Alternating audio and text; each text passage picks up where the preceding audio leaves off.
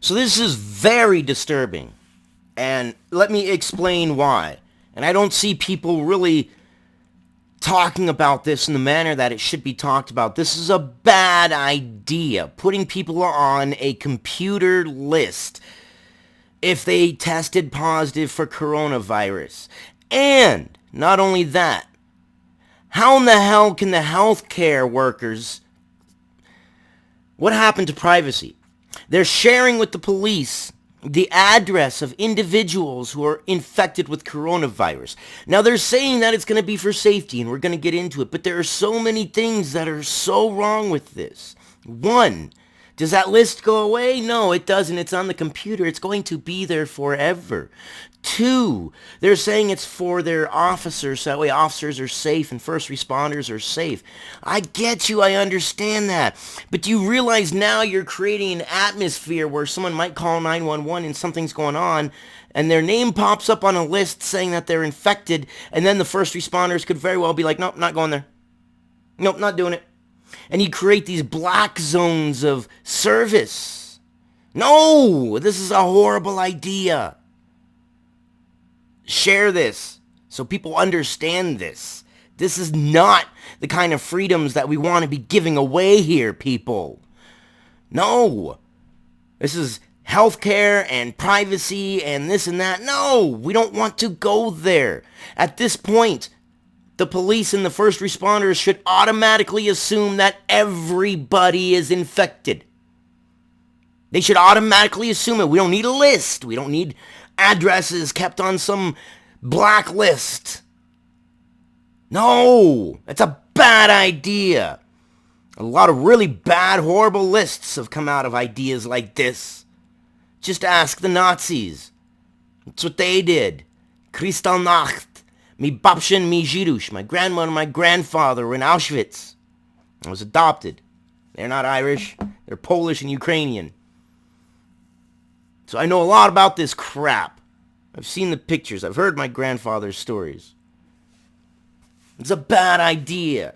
Put people on a list, putting them one apart from the rest of society. Let's read this. Tested positive for coronavirus? Health workers may share your address with police, which is absolutely crap. They shouldn't. I think it violates HIPAA. I don't know. Someone let me know. Someone out there is really smart and is going to tell me that. Whether it violates HIPAA for them to do that. In a growing number of cities and states, local governments are collecting the addresses of people who test positive for the coronavirus and sharing the list with police and first responders. A bad idea. Law enforcement officials say this information sharing, which is underway in Massachusetts, Alabama, and Florida, and in select areas of North Carolina, will help keep officers and EMTs safe as they respond to calls at the homes of people who have been infected. False. So, you're going to create an atmosphere, one, where a 911 call comes in and someone says, well, okay, this person is infected. So then your first responders get geared up. They go in, boom, safe. Then another call comes in and they say, well, it's a regular call. This person is not on the infected list. So they go in not prepared for an infection. And then it comes out that this person didn't know they were infected. And they just put themselves at risk because now they're not taking the proper precautions with every fucking call like they're supposed to. First responders. No, you're supposed to take every call with the utmost precaution. You should automatically be assuming that everybody is infected. You're creating an atmosphere now where you're actually going to increase your infections because now you're in one call and you're feeling secure in this one call because you know that this person has coronavirus, so you have dressed up to the nines. You're loaded for bear. Ain't no virus getting through your barriers. Then you go to another call and it doesn't come up as a coronavirus call because the person doesn't show up as a list as infected with coronavirus, but yet they don't know that they indeed are infected with coronavirus, so therefore you don't go in loaded with bear, you just go in with your regular gloves and regular shit and then you get infected. No.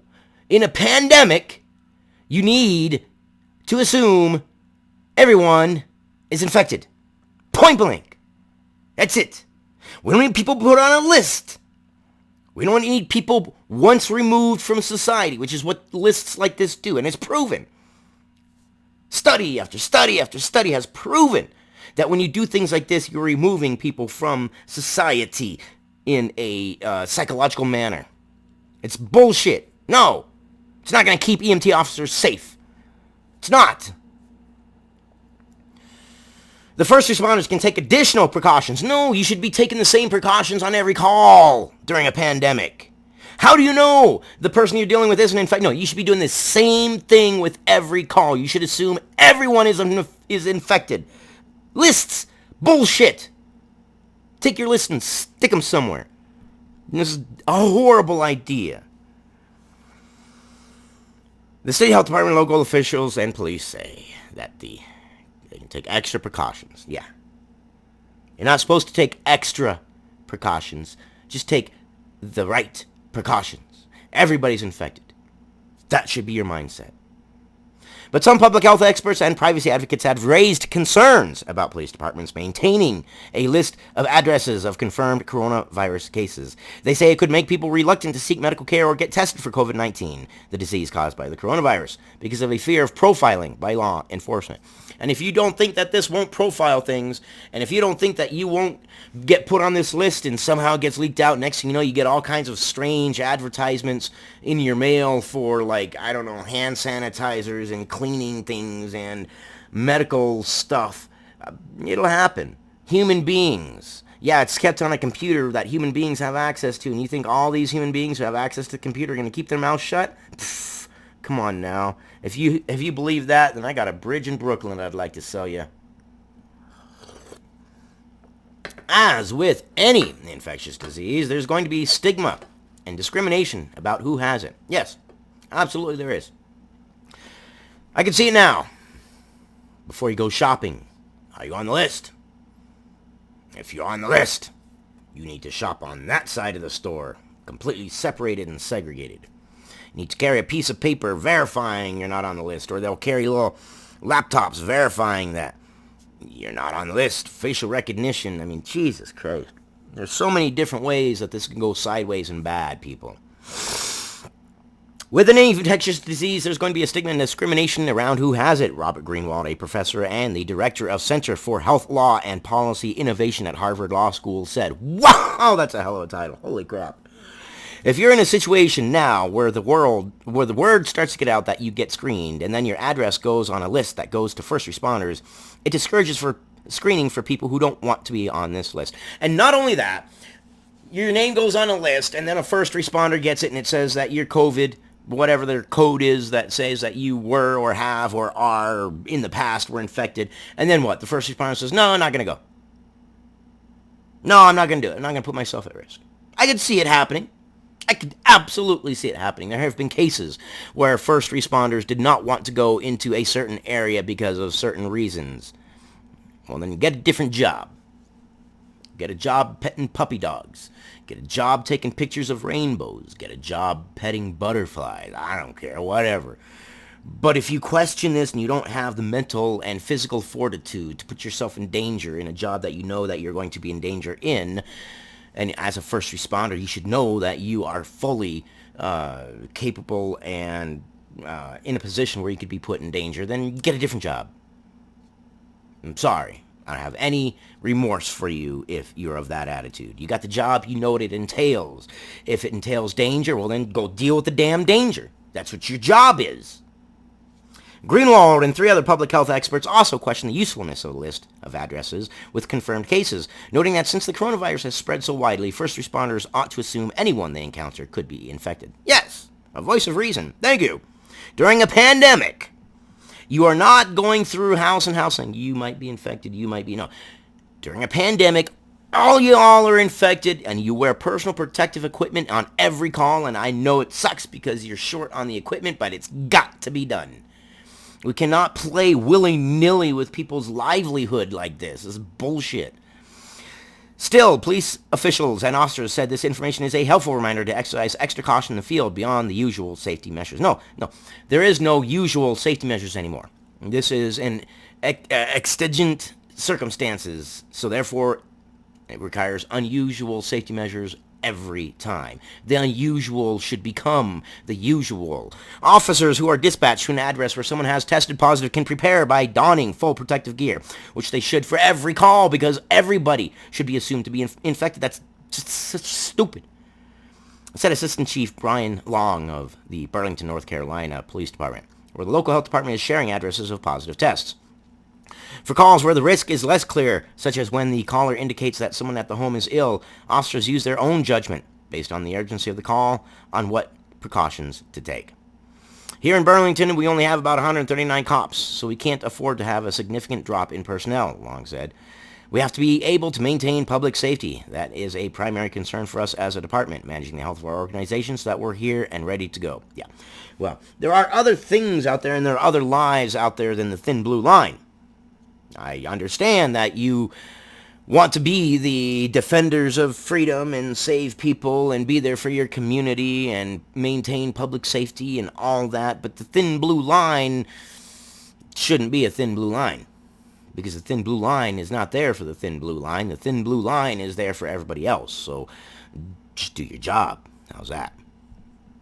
On March 18th, Governor Charlie Baker signed an executive order making Massachusetts the first state to direct local boards of health to share the addresses of people who have tested positive for the coronavirus with police and paramedics.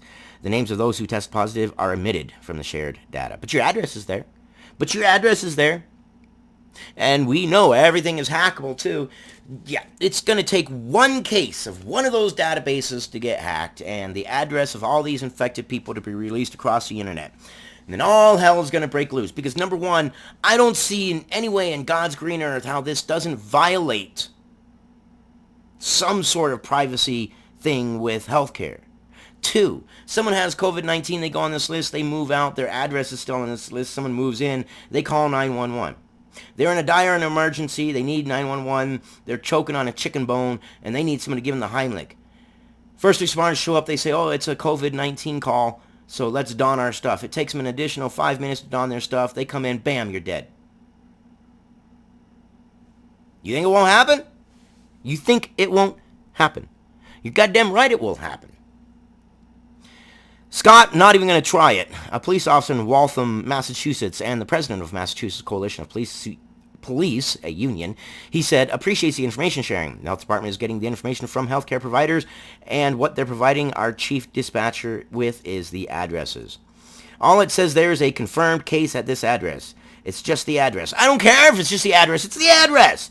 Okay. Everybody listening out there. If you don't have a problem with this, then what you need to do is you need to go to your local police department. You tell them, I don't care. Whatever list you got, you put my address on every single list you got. Every list. You don't have to put my name. My name's not there, but my address is, and that's fine. No, it's not fine. All it says here is a confirmed case at this address. It's just the address. I don't care if it's just the address. It's the address. It's where someone lives. That's a horrible idea. Now we're classifying people, infected or not infected, infected or not infected. No! And officers are giving this list of addresses during roll call as they go out for their shift. So it's not even something that they have. They're given the address. It's not even something that they access now when there's a 911 call. They're given the address during their roll call as they go out for their shift. Police across the country already collect as much information as possible from 911 callers. Yes, I know. It's helping law enforcement share information on how to respond to the pandemic. You respond to the pandemic every case the same way, every time, with the utmost respect and the utmost precautions. That's it. That's all there is to it. Don't be a dumbass.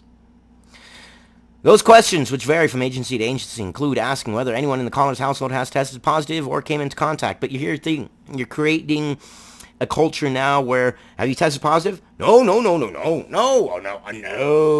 I haven't tested positive. No. Because people don't want to go on the list. It's just a horrible idea, man. There's a reason why you can report a crime anonymously. To encourage people to go ahead and report a crime because they're anonymous. How are you going to report that you're infected with COVID-19 if you go on a list and you're not anonymous? It's your health and safety, okay? You cannot tell me that you can guarantee that these lists are secure. You cannot. People have access to them. And as long as humans have access to them, they're in danger. It's just point blank. It's the way it is. We don't live in a happy-go-lucky, everybody is a beautiful person world. And people get mad at me when I point out that there are evil people in the world. Well, I'm sorry. Part of my job is to help inform you and protect you because I love you, because you guys are valuable. And you guys are valuable enough for me to bear down and take the brunt of it and say, look, there are evil people in the world and evil things happen. And I have to point it out because sometimes I think people are like little children living in a safe space and they think the world is just happy-go-lucky. And the majority of people are good. But there's that 10% of assholes out there. You gotta make, you gotta make room for it. You gotta make room in your brain for saying, hey, it's crazy. They're endangering the lives of first responders, Chitwood recalled. No, they're not. You're endangering the lives of people who are infected. We're not asking for the names, and we're not putting signs on front yards. Not yet. And we're not publishing a list. Not yet. But it's important for our deputies to know if they're responding to a call from someone who's been quarantined. Why? Everybody's infected. Everybody should be treated as they're infected. There should be no difference between one call and the next. This is stupid. This is a bad road to go down. I hope people understand that. I have heard the stories from my Bapshan Mijirush, from my grandfather and my grandmother. And my grandfather, he was a tough as nails man, I'll tell you what. But there were some stories that he went through that he would actually cry, and I'd never seen this man cry. Ever. And it all starts with a list. It all starts with a group of names. It all starts with taking one section of society and putting it to the side, once removed from the rest of society. And once removed from the rest of society, that one little position that removes you, it's easier for you to be removed even further and further and further and further. It's a bad road to go down. I love you guys. Stay informed, and I will see you on the next one.